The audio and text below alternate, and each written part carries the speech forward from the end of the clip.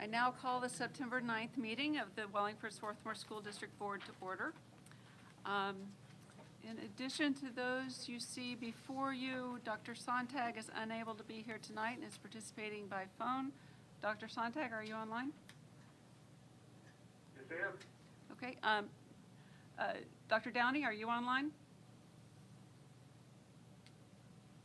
Okay. So at the moment, we have 8 voting members of the board here tonight. We'll see if Dr. Downey checks in a little bit later. In opening, please join me in the Pledge of Allegiance. I pledge allegiance to the flag of the United States of America and to the republic for which it stands, one nation, under God, indivisible, with liberty and justice for all.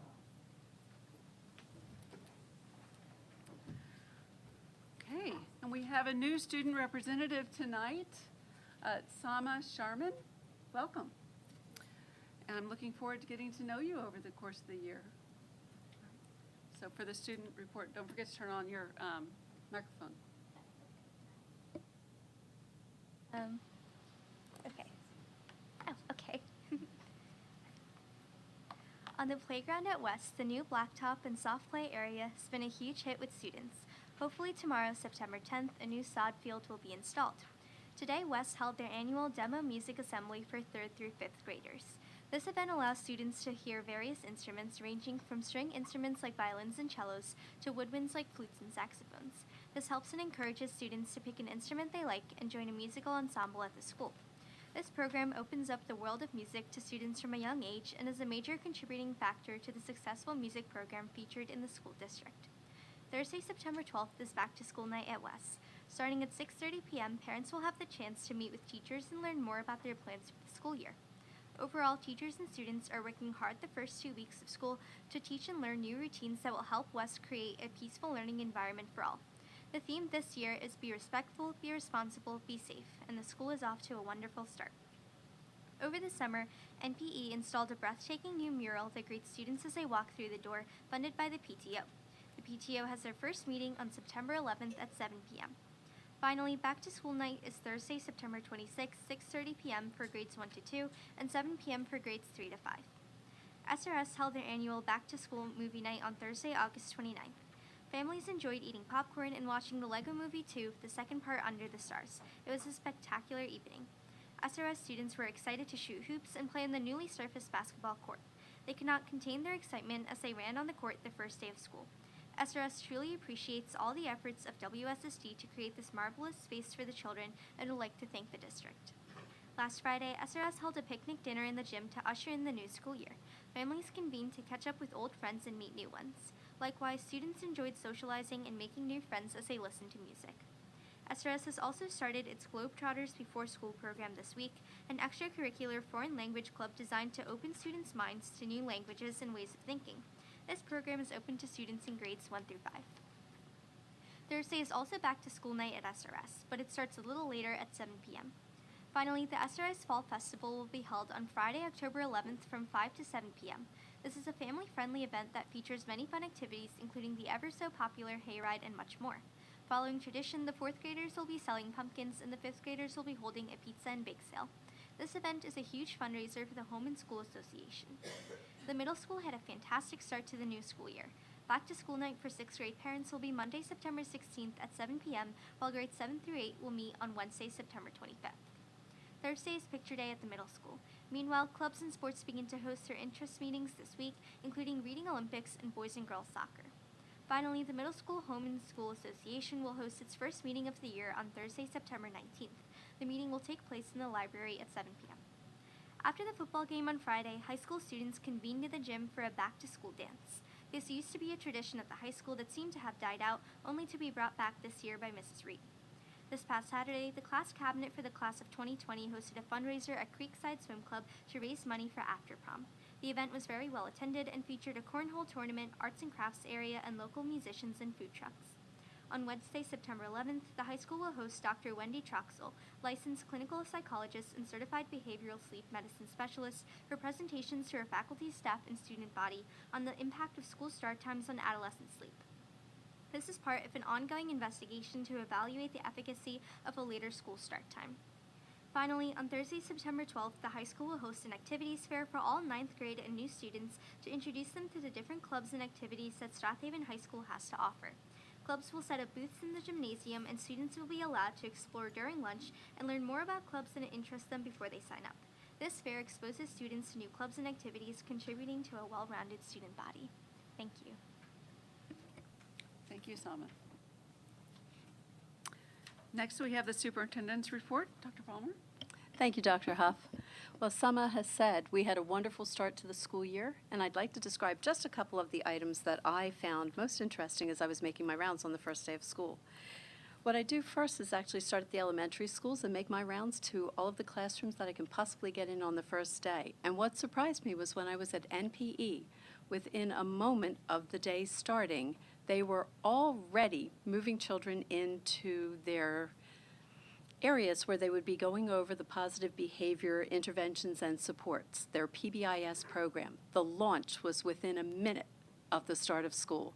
So I followed in with the second graders in to see Miss Daub and Miss Urban teaching the school song.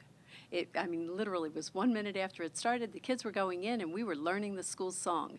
Then we were moving into the theme of the year, as Sama has also said, is be respectful, be responsible, and be safe. And we were moving through a variety of stations, basically, as we were learning what the PBIS protocols were. It was really exciting. It was particularly well done. And it was being done a little bit differently in all three of the elementary schools. And the principals reported it was an absolutely wonderful way to start the school year. At the middle school, as the children were arriving, they were greeting each other and they were greeting the teachers, and it was nice to see everybody getting reacquainted. But what I particularly enjoyed was my interaction with George King, who was exhausted. He had forgotten, now that we have just finished the summer and started the school year, how many times he goes up and down the steps because he was trying to get into as many classrooms as he could possibly get into.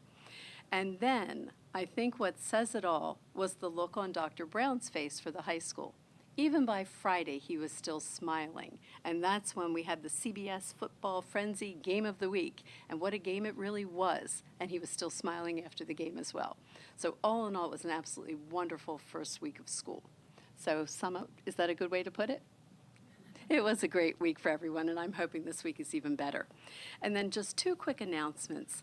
Sama has said that Wendy Troxel will be with us on Wednesday at the high school, and I would invite anyone who wants to learn more about the latest research on adolescent sleep. She is really a widely cited national and international speaker on this topic, and she will be with us at the high school auditorium at 7 p.m. And then another piece related to the sleep and later start time study that we're doing is you should have received an invitation for a task force which will be comprised of district stakeholder representatives that will explore the public health issue of adolescent sleep and also the consequences of sleep deprivation on adolescents in our community. The task force information can be found if you go to the main web page, and under the tab about WSSD, there's a ton of information out there about the sleep research and how you can get more involved with the task force. The final due date to let us know if you would like to be part of the task force is September 16th, and if you are chosen to be on the task force, we'll let you know by September 19th. And Dr. Huff, that concludes my report. Thank you, Dr. Palmer. For board announcements, I have no board announcements tonight. I'm just stalling so that Dr. Palmer can make her way across the room for the focus topic, because we do have one focus topic tonight regarding enrollment. Dr. Palmer. Well, thank you, Dr. Huff, as I ran across the room. Tonight, I'd like to present where we are in terms of enrollment. The board gets regular updates during the summer to see where we are, but this is a topic that I think is of interest to the community as well. So tonight I want to talk first about the elementary school and spend most of the time on the elementary school, and then I'm going to move through the middle and the high school. So the numbers you are looking at are as of Friday. I can tell you today I have seen several enrollments come through, and I've seen several withdrawals come through. We have had a number of people that perhaps partially registered by the start of school, but they didn't have all of their paper in. And some people just came to us for the first time today to register their children. In terms of withdrawals, though, we don't always know children are not going to be coming to us. We start our school, and then 3 days in, we do a full audit of all of our classrooms to see who perhaps did not show, and then we will contact the parents. If the child is not ill, they just didn't let us know that they're not coming to us. So the numbers may be a little bit off, but this is where we were as of Friday. So NPE is at 549 students, SRS is at 618, and WES is at 527. They are extraordinarily high elementary numbers. And I do have some historical perspective for you going back to 2005, 2006, so you can see what were our lows and our highest. They are our highest right now across all 3 elementary schools. Specifically, when we look at NPE, and I have the same data that I'm going to show you in the same format for all of our buildings. When we are looking at children who were in 1819 in kindergarten, there were 69 of them. What does it mean for how many came to first grade? So that's how you're looking at it. What was last year's cohort that's moving up? Last year, NPE had 517 children, and this year it's 549. Breaking it down a little bit, and I'll take time to explain this because it is the same format for all of the schools. So at the end of last year, there were 69 kindergartners at NPE going into first grade in the 1920 school year. By last Friday, one of them had transferred out, and 22 new students came to us, giving us 90 children in first grade. Same logic that we have in second grade, third, fourth, and fifth.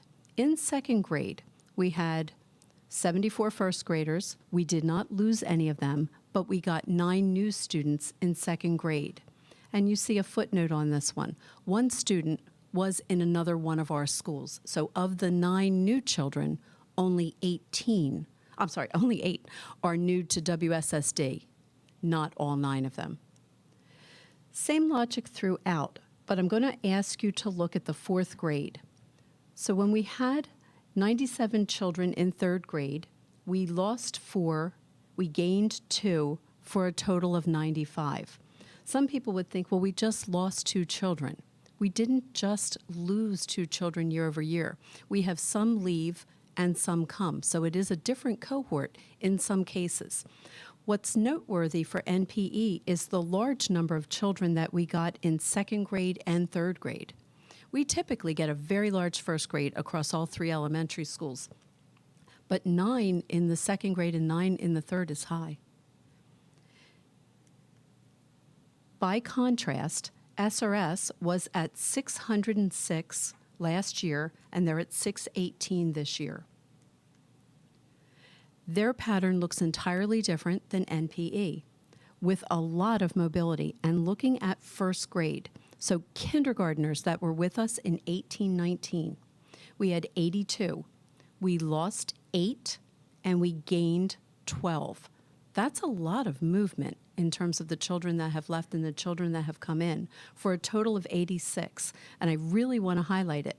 We didn't just get 4 more children. We got 12 new children. And this is the part that I think people don't realize. How different are our classes year after year? 82 going to 86 meant 12 new children, not just 4 new children. And you're seeing a lot of movement of children that were leaving SRS, but perhaps a smaller increase than usual going into first grade. At Wallingford, they were at 506 children last year, and they are at 527 this year. And there, very little movement in terms of the withdrawals, but 15 of the children coming to us for first grade, and then 8, 4, and 7. That's a lot of new students. So we were really, really concerned with the amount of children that we have at the elementary schools. It is at an all-time high based on the records that I have going back to 2005, 2006. What do class sizes look like at the elementary? You will see in kindergarten 18s to 22s, from 20 to 23 in first grade, second grade 20s and 21s, a very large third grade class at NPE where we have 4 sections, 2 of them are at 26, 2 of them are at 27.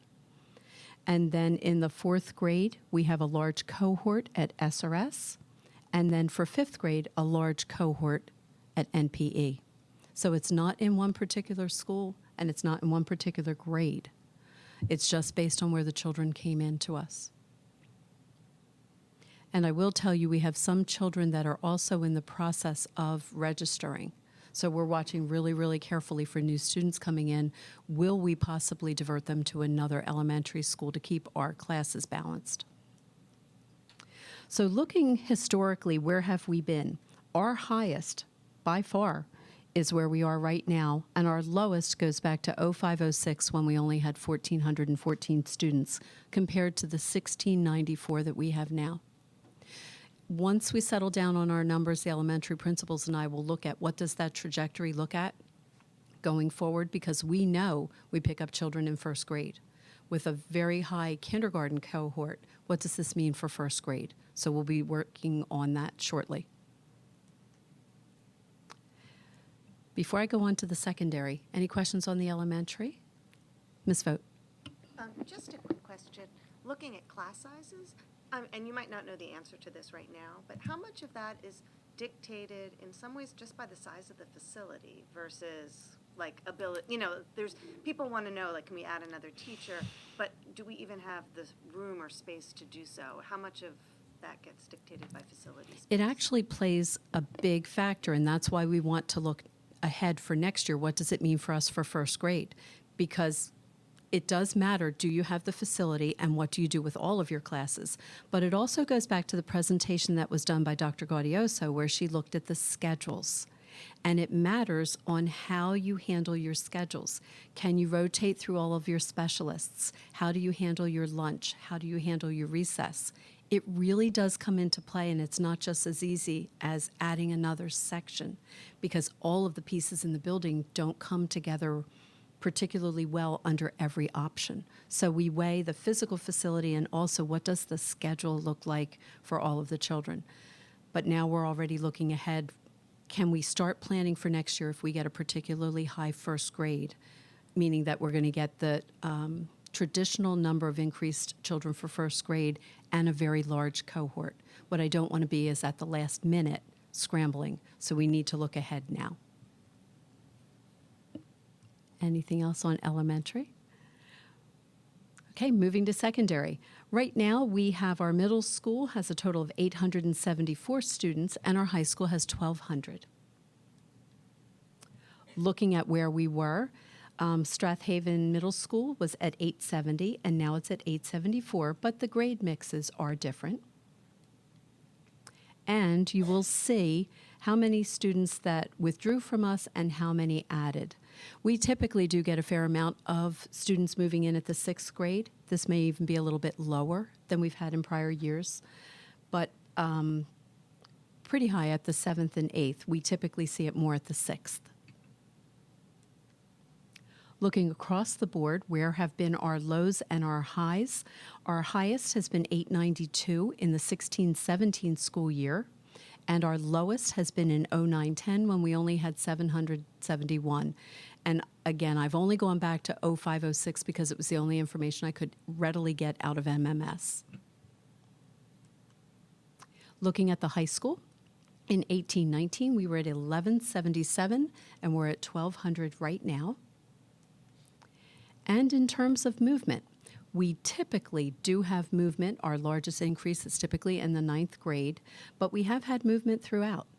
And a number of the withdrawals that I have seen today that are just coming through from Mr. Clements have been at the high school. And that is typically where a parent will not tell us that they're withdrawing their child, and we just find out at the last minute when they don't arrive for 3 days. In terms of high school, Our highest enrollment at the high school was in the 06-07 school year, where we were at 1,341 students, and our lowest was in 16-17, when we only had 1,159 students. So we're over that, but we're nowhere near our top.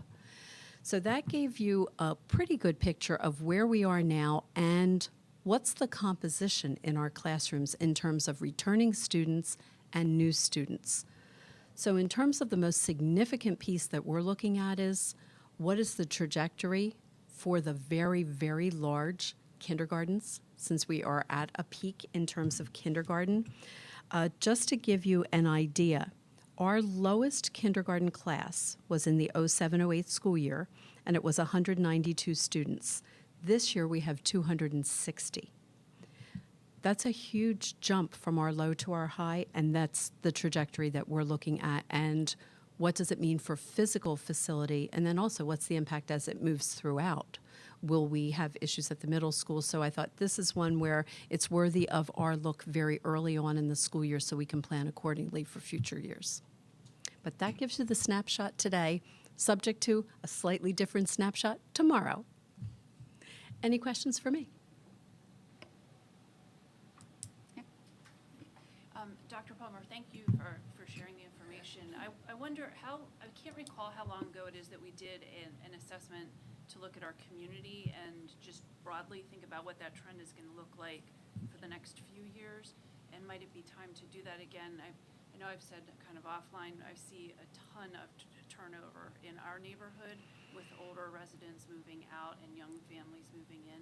And I'm a little concerned looking at it. I know, you see the trend line moves back and forth, but it does concern me that we might be moving into one of those peaks that's going to keep going for a while. I am concerned about that, and I do think it is time to do. This is not a casual increase, and you had mentioned to me just what you had observed even on your own street. And we are noticing that the parents that are bringing their children to us, they have more little ones at home. So we do think this could be, the next year could be particularly high as well, and we don't want to miss it. We already know that a number of parents had registered their kindergartners and then decided they'd keep their child in, daycare for another year or go to a full day program. So we know the surge is coming. We just don't know how much, but I think it's time. You're right on the money with that. Yeah, hi. Thank you, Dr. Palmer. I love hearing about numbers, so this is something I really like to hear. So I have a question about, we have a very large kindergarten class. And I know since we have half-day kindergarten, there is a segment of population that puts their children in full-day kindergarten, so we only capture a certain amount of the kindergarten level of children in the district. So has that amount that we've seen, for example, when you go from a kindergarten to first grade, the percent that were in kindergarten, has that changed over the years? Do we have more parents putting their kids in kindergarten now, or is this just a reflection of just a larger population? I'm not 100% sure. One of the items that we do when we prepare for our budget, Ms. Q does our enrollment projections, and she looks at the cohort survival model. So we know first grade is a particularly high number of the kids coming in. I don't know if we're lower than normal in, say, SRS. That seemed very, very low to me. So one of the things I want to do is go back and look at recent years. Are we seeing it trend up? Like when we're looking at a 10 or a 12-year period and you're averaging, that's one thing. But it is heavily weighted on the recent years that we're getting more. I have not done that look yet. I'm curious myself. I have a question about the high school. Just looking at 2006, 2007, it looks like it was a record year. So just at parent-teacher, this back-to-school night last week, I heard a lot of concerns while I was there from other parents just about class sizes, especially in like seminars and in language. And I'm just wondering if back in 2006, 2007, we had similar class sizes. Or, how are we managing class sizes in high school, and has this been sort of managed better in previous years when the numbers were just as high? I don't know. Ironically, when I saw the number when I was pulling the information from MMS, I actually went down to Derek Clemens and asked him to verify had I pulled the numbers properly, because I didn't know we were in the 1300s at one point. And then we even looked on the PDE website, and they absolutely were correct. But I wonder if I have the ability, and I might, to pull what the schedules were in MMS. That would be an interesting thing to look at. I did not, but I'd be curious. Lessons, positive or otherwise, within that. I'll take a peek. I honestly don't know. Any other questions? Okay, Well, thank you. Dr. Palmer.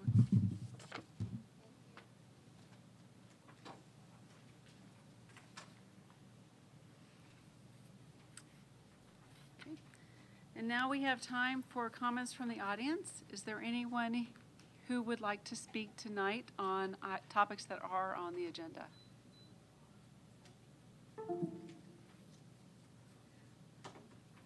Okay. Seeing none, I move on. Our first item for action is approval of the minutes from the August 19th meeting, and I so move. Do we have a second? Ms. Semino. Any discussion? All in favor, please say aye. Aye. Aye. Any opposed, say nay. Okay, the minutes pass with a vote of 8-0. We have a question. We weren't here when we voted. Yes, you can. Okay, then I'll, yeah. Okay. All right, we have several items for action and personnel. Presumably, you're watching the meetings afterwards when you miss them. Yes. Okay. I just didn't know if you were physically present. Yeah. All right, so we have several items for action and personnel. Are there any items on this list that anyone on the board would like to separate from the rest? Okay. We have the approval of the resignations for Colin Phelan, instructional support at West, Mary Smith, instructional support at the high school. We have the approval of leaves of absences for 2 non-certified staff employees. We have the approval of several appointments in certified staff. We have Virginia Place, high school math teacher, Margaret Ledbetter, middle school music teacher, Lawrence Kelly, high school and middle school special ed teacher, Angela McKeever, high school family and computer science, Jessica Evangelist, instructional support at West and kindergarten teacher at SRS. In non-certificated staff, we have Susan Chen, high school instructional support. We have the approval of a change of assignment for Mark Kehoe, a bus driver. We have the approval of a change in salary status for Mary Kukanowitz in response to her additional education. We have the approval of changes of assignment for Deborah Michaud, now high school math and computer teacher, Jill Brook, now 5th grade teacher at SRS, Mark Taylor, now high school school counselor, Erica Laster, now middle school school counselor, Harry Jordan, now lead instructional support at high school. We have the approval of additions to the 2019-20 conference list. We have the approval of the appointment of various staff members as mentors for new teachers. We have the approval of additions to the 2019-20 fall athletic supplemental appointment list. We have the approval of the 2019-20 curriculum and activities supplemental appointment lists. And we have acknowledgement of the attainment of tenure for several employees who have successfully completed 3 years of service.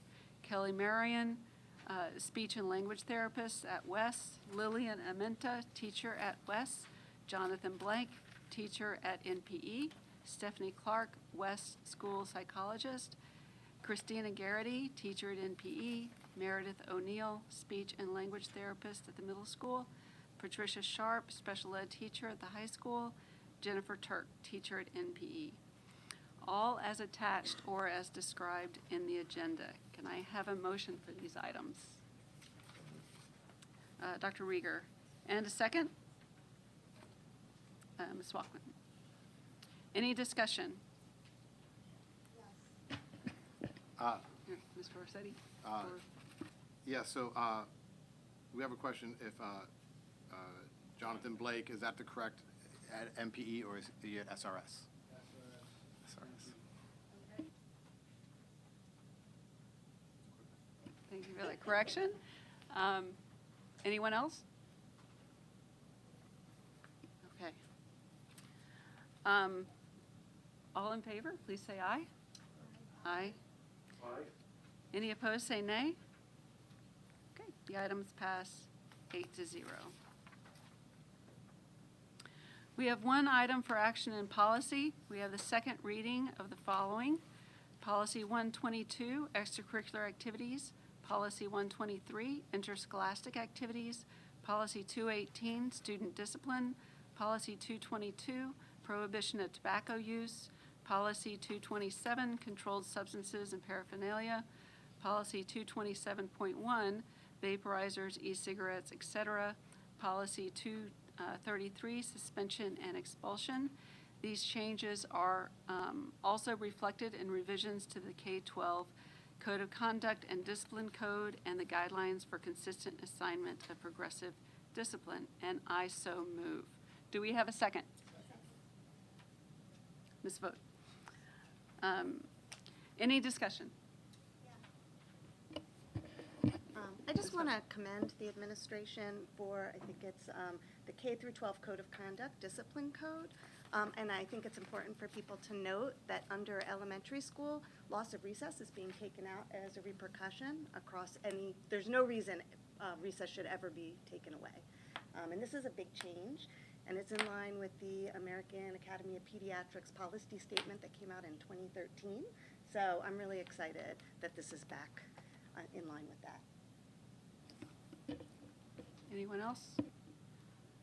I want to make a comment that vaping has become a national problem over the last few years, and some really disturbing health impacts being reported quite recently over the summer. And I hope that this has dispelled the myth that vaping is in any way safe. Okay. All in favor of this, please say aye. Aye. Aye. Any opposed, say nay. Okay, the item passes 8-0. We have two items for action in curriculum. We have the approval of related service provider contracts for the 2019 extended school year and the 1920 school year. And we have approval of an educational research project, all as described in the attachments or in the agenda itself. Do I have a motion for these items? Ms. Smino. And a second? Dr. Rieger. Any discussion? Okay. All in favor, please say aye. Aye. Aye. Any opposed, say nay. Okay. The items pass 8-0. We have several items for approval in finance. Are there any of these items that any board member would like to have carved out to talk about separately? Okay.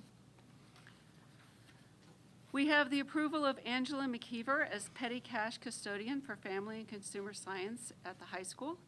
We have the approval of an agreement with Power School for 500 gigabytes of additional storage. We have the authorization for board secretary to cast votes for the following PSBA officer candidates: Art Levinowitz, president, and David Hine, vice president. These candidates are unopposed. And we have the authorization for the board secretary to cast votes for the following PSBA insurance trust candidates: Kathy Swope and Mark Miller. These candidates are also unopposed. And all of this as described in the agenda. Do I have a motion for these items? Ms. Walkman, and a second. Dr. Rieger, any discussion on these items? Okay. All in favor, please say aye. Aye. Aye. Any opposed, say nay.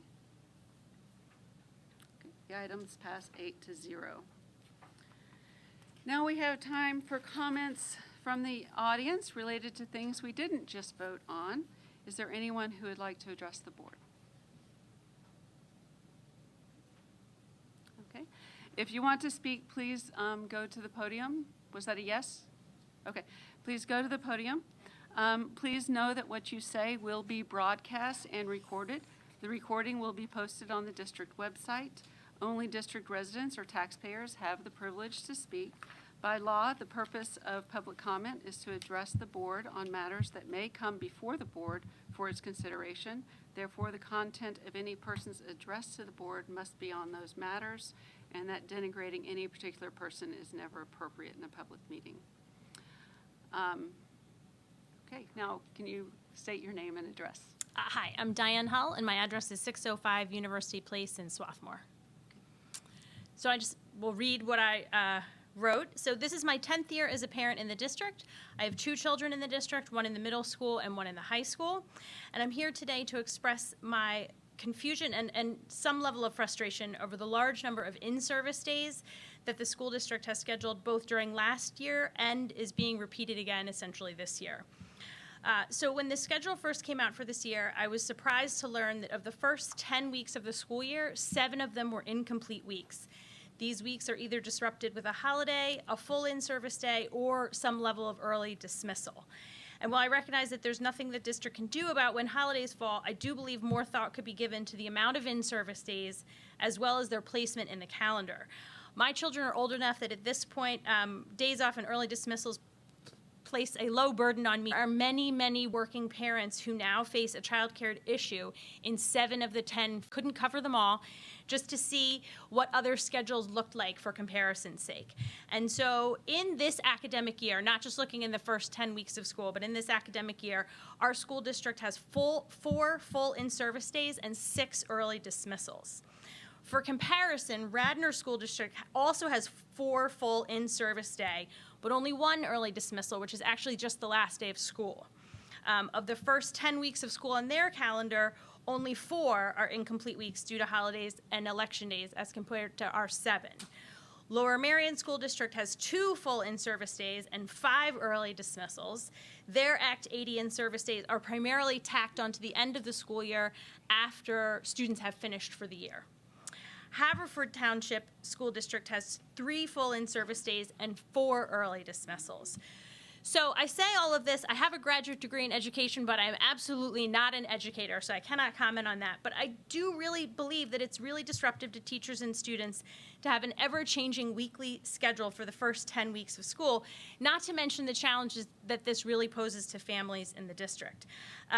I know that the scheduling issue was raised last year. I did watch the video of Dr. Palmer explaining the thought process behind this, the in-service days and early dismissals, but I quite honestly still do not understand why we have to have so many more of these days as compared to other districts that we'd like to compare ourselves.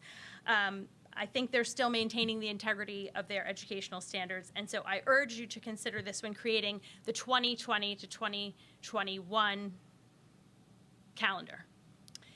Then I have an unrelated point. But while I'm here, while I've got your attention, unrelated issue. I'm really very excited that the board is examining the issue of school start times, particularly at the high school, now that I have a high schooler who I found out today his bus just got moved 5 minutes earlier than it was before. But this is really concerning to me that there's no representation from the music department on the committees that have been published online. A third of the high school is in band and band front, and I would really like to see them represented alongside the academic and athletic departments that all have multiple levels of representation, as I imagine that any schedule changes would deeply impact the band. That's it. Okay. Thank you for bringing this to our attention. Okay. Is there anyone else? Okay.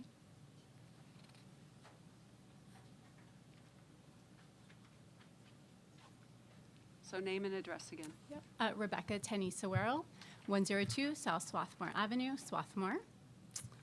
So good evening.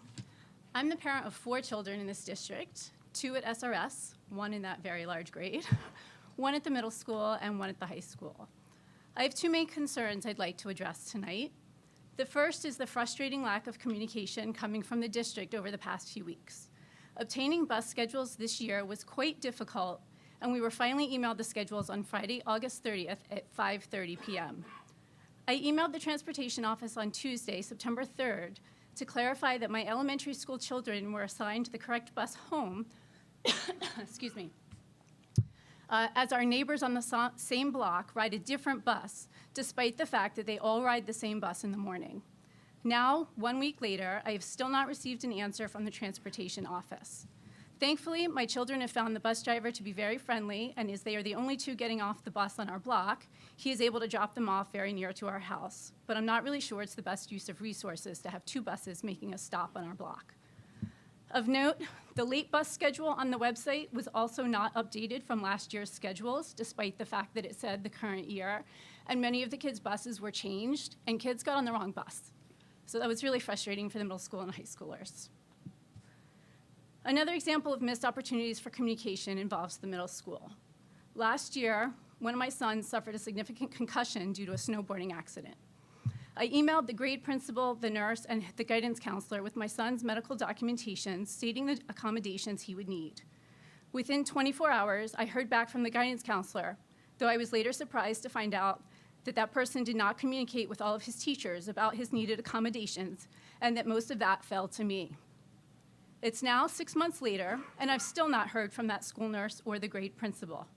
Eventually, through my son, I had communication with the school nurse due to a misunderstanding in what physical activity he was allowed to participate in. I guess I'll leave that part out. I don't want to identify anyone. But I was really disappointed in these interactions. I am a full-time working parent, as is my husband, and we did not have the ability to go to school directly. But looking back, I now realize I should have asked for a conference to discuss what he needed. I also assumed that he was not the first child the school nurse, principal, or guidance counselor has had to work with who has had a concussion, and that one of them would have reached out to me via phone or email to set up a time to better discuss what he needed. I realize that there are many, many children in this district, and that everyone is busy. But these issues are significant and have to do with the safety and education of children in this district and should be addressed in a more timely manner. My second concern regards the school calendar, and actually Diane beat me to this, but last year it seemed that many parents expressed frustration about the placement of the Act 80 days in the school calendar, and it seems things have not changed much this year.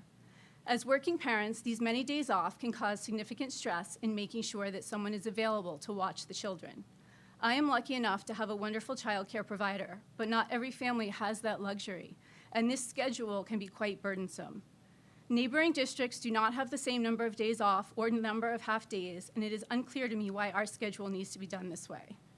My final comment on the calendar is that it is also not clear to me why the calendar for the next academic year is released so late. Districts around us release these calendars earlier, and we sit waiting. Part of my angst is that my work schedule requests are actually due in February for the following July through January. Therefore, if I guess incorrectly, family vacations are affected, I have to find more childcare or other things for my children to do if I do not request the correct days off. So I just ask that the board and Dr. Palmer take these calendar issues into consideration as you plan the 2020-2021 academic year, and ask that you please plan and release in a more timely fashion if at all able to. Thank you. Thank you. I think there are a couple of people that are going to want to talk to you in particular after this meeting. Okay. Do we have any old business tonight?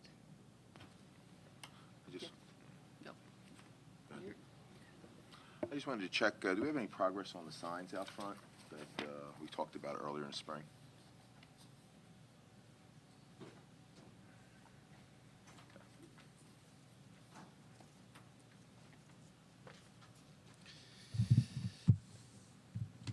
So we're taking, just as an update for everybody, we're taking a look at LED signs out front for the high school and the middle school. We'd do one on each property.